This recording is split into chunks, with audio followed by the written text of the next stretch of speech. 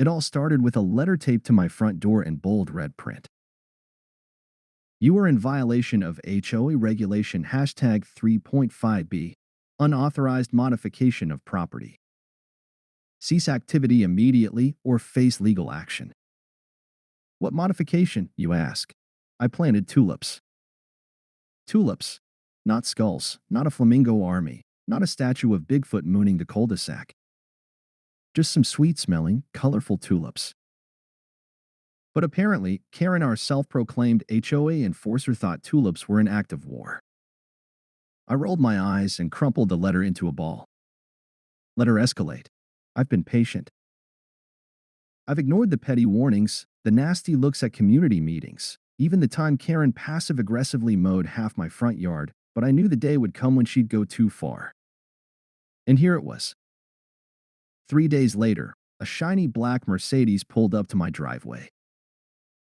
Out stepped a man in a navy suit, crocodile shoes, and the energy of someone who bills $600 an hour to ruin lives. He smirked as he walked up.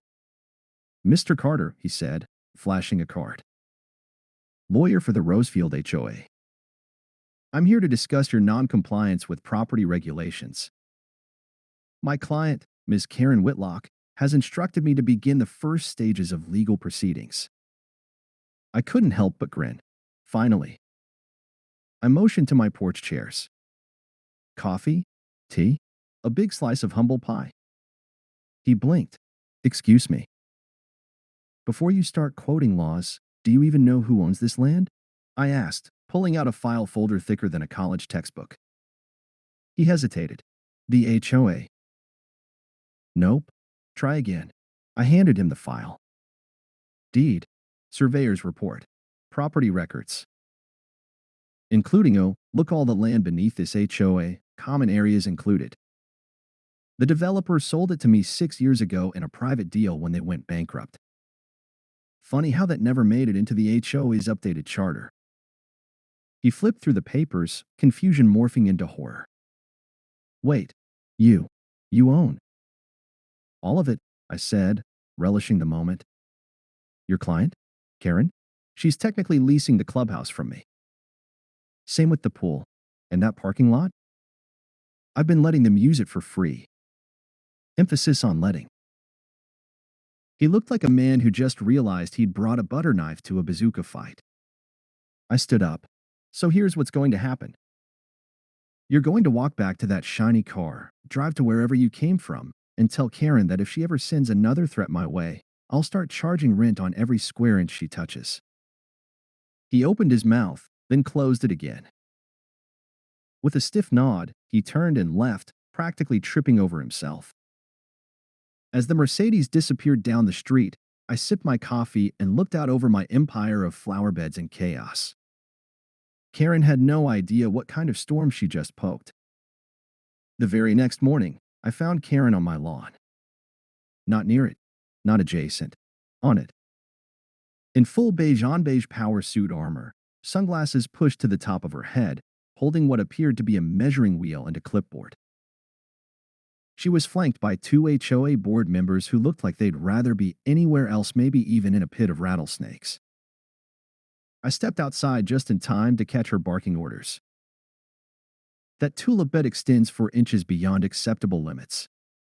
And that decorative bench? Unapproved. Also, we'll be repainting all mailboxes to match the community aesthetic." I leaned on the porch railing, amused. "Mailboxes too, huh? You gonna repaint my dog while you're at it?" Karen whipped around and tried to muster a smile. It came out more like a grimace. "Ah, Mr. Carter. Just performing routine inspections. Nothing personal." I raised an eyebrow. "So the lawyer didn't tell you?" Her fake smile wavered. "Tell me what?" "That you don't have a leg to stand on. Or a square foot. Because I own all of this." Karen waved me off. "The HOA governs this community. You can't just say you own the land." I didn't even respond. I just pulled out my phone and tapped a shortcut. From down the road, a white pickup truck rounded the corner, hauling a large sign.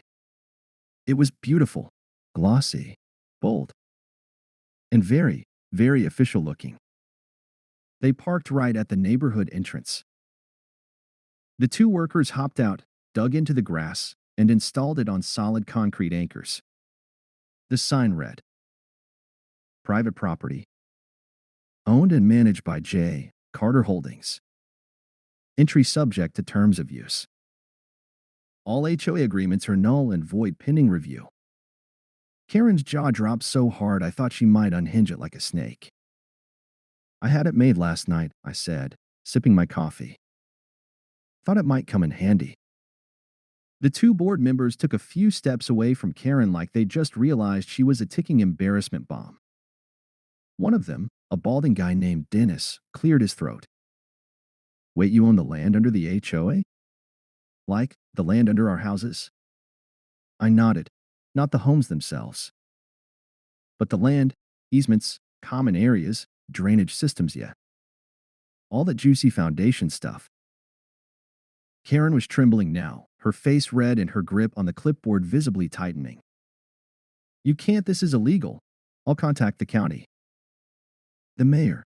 The governor." I chuckled. "Please do. They're all aware. Especially the county clerk I sent her cookies last week. She's the one who expedited the public notice filings. Oh, and don't forget to check your HOA's bylaws. Section 9.3, it says the HOA's authority is contingent on legal land ownership." Dennis flipped through his own copy of the bylaws and frowned. "She's actually right. It's in here." Karen screamed. Like, full-on banshee mode. Clipboard thrown, sunglasses flying, measuring wool kicked into my tulips like it was a soccer ball. She stormed off, muttering about calling an emergency meeting. Dennis looked at me. "So, what happens now?" I grinned. "Now? Now I play nice for a while. But if Karen wants war, I've got real estate nukes she hasn't even imagined." 2 days later, I received a new letter. But this one didn't come from Karen's HOA goons or an overpriced lawyer. No, this came on embossed paper with the header, "Special Emergency HOA Resolution. Immediate vote to revoke Mr. Carter's community privileges." She was calling a meeting, a public one. And I was the headline. I almost admired the boldness. Almost. The meeting was scheduled for Saturday, 5 p.m., at the community clubhouse. You know, the one she rents from me. Out of pure pettiness, I considered changing the locks before then. But no, I wanted an audience. I wanted witnesses. I wanted Karen to set the stage for her own public humiliation.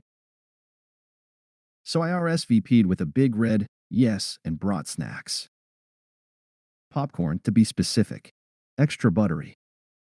The room was packed. More than 40 residents sat shoulder to shoulder, fanning themselves with HOA flyers and whispering about land ownership and pending lawsuits. At the front of the room stood Karen, flanked by Dennis and the ever-nervous Sheila, who looked like she deeply regretted her position as HOA treasurer. Karen cleared her throat into the mic. "Ladies and gentlemen, thank you for coming on short notice. We have a serious issue.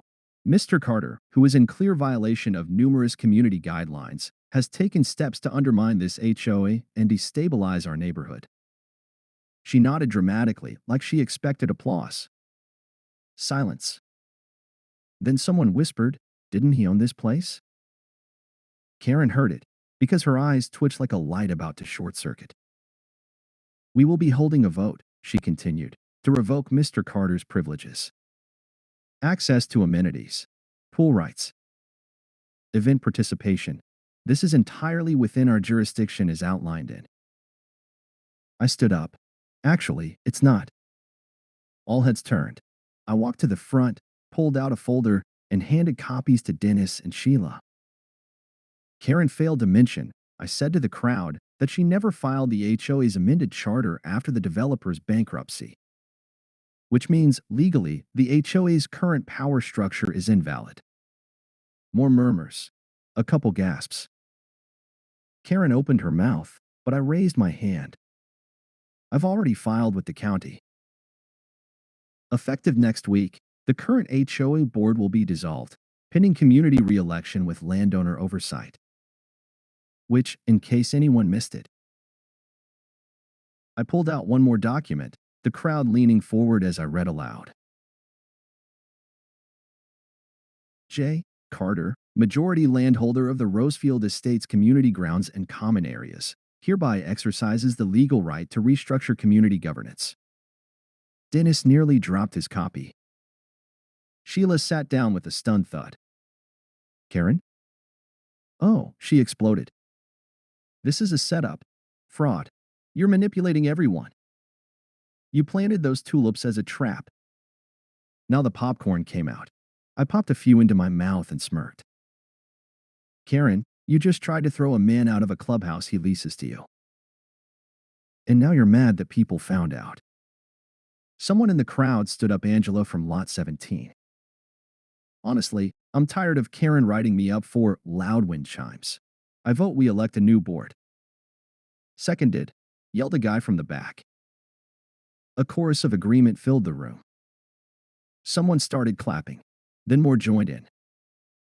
Karen's face turned a blotchy purple as she shrieked about legal counsel and neighborhood mutiny. I leaned toward her, voice low and calm. Oh, I'm just getting started. Hope you've got good walking shoes. That HOA pedestal's about to collapse. Karen didn't take her dethroning lightly. Oh no. If anything, the near coup only poured gasoline on her flaming ego. The very next morning, I spotted her stomping around the neighborhood in what I could only describe as a militant pantsuit and a Bluetooth headset straight out of a 2004 real estate commercial. She was on the phone. Loudly. Very loudly. I don't care if he's got papers. He's terrorizing the community, Todd. I want him removed. I want sirens. SWAT, if possible. I assumed Todd was a cop or, more likely, her nephew who once watched Law and Order and now thinks he's a legal scholar.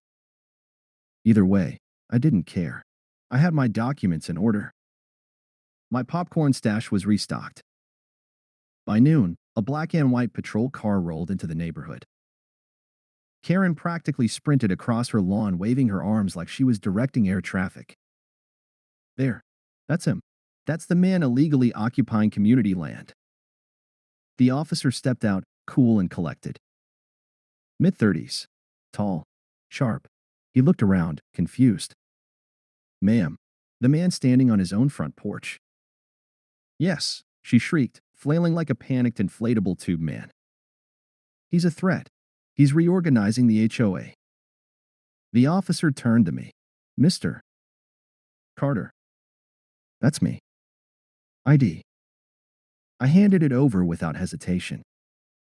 He scanned it, squinted at the house number, then back at Karen. Ma'am, according to dispatch, Mr. Carter not only owns this property, he owns the surrounding common areas, including the bench you're standing on. Karen recoiled like she'd just stepped on a landmine. That's impossible. He's lying. This is harassment. I demand he be arrested. The officer raised an eyebrow. For what exactly? Owning his own land? Karen's voice cracked. He's manipulating people.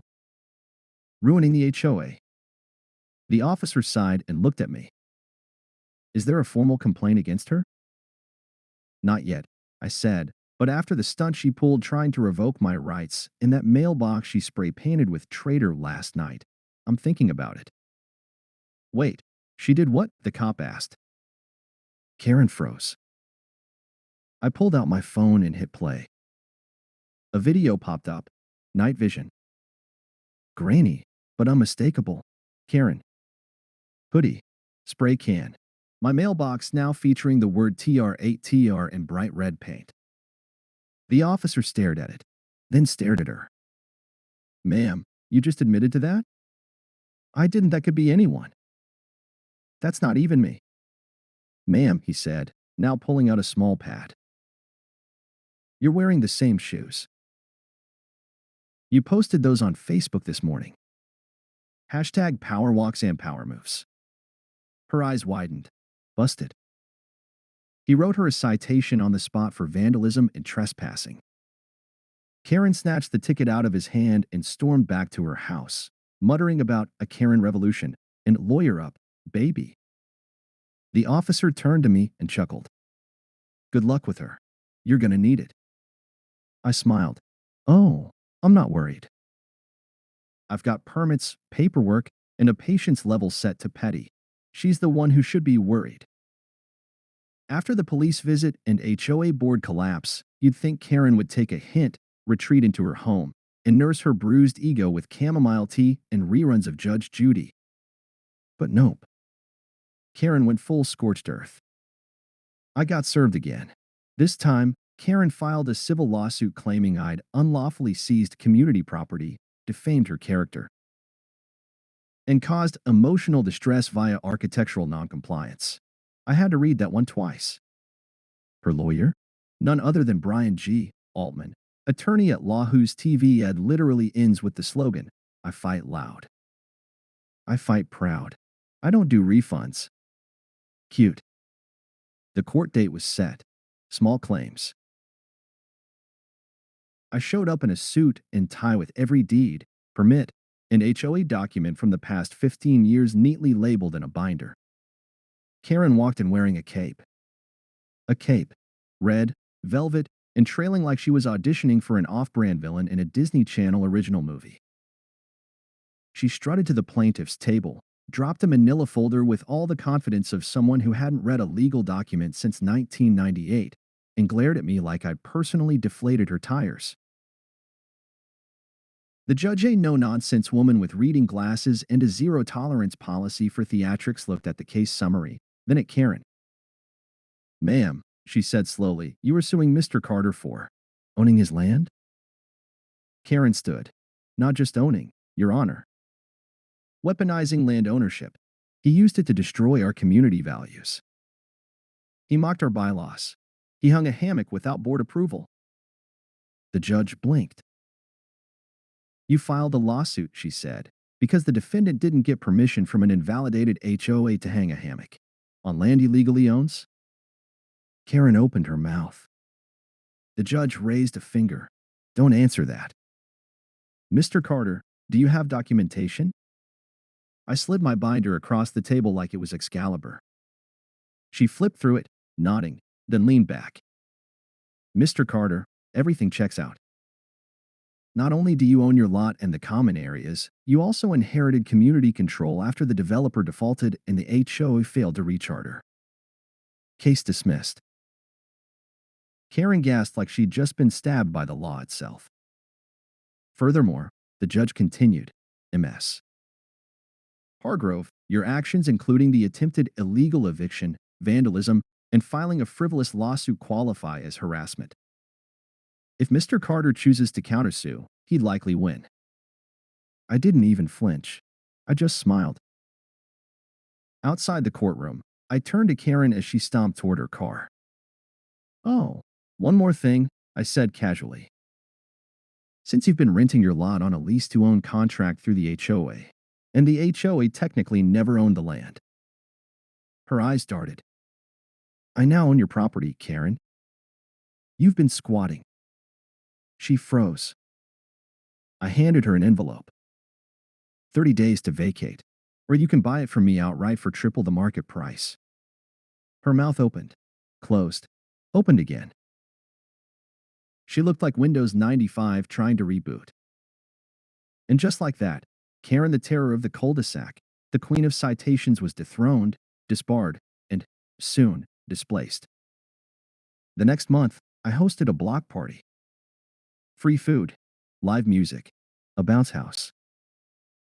No permits needed, of course, just landlord's permission. When the moving truck pulled away from Karen's house, someone handed me a slice of cake with icing that read, "Bye-bye, Karen." I took a bite, leaned back in my hammock, and raised a toast. To peace, to paperwork, and to the sweet, sweet sound of silence.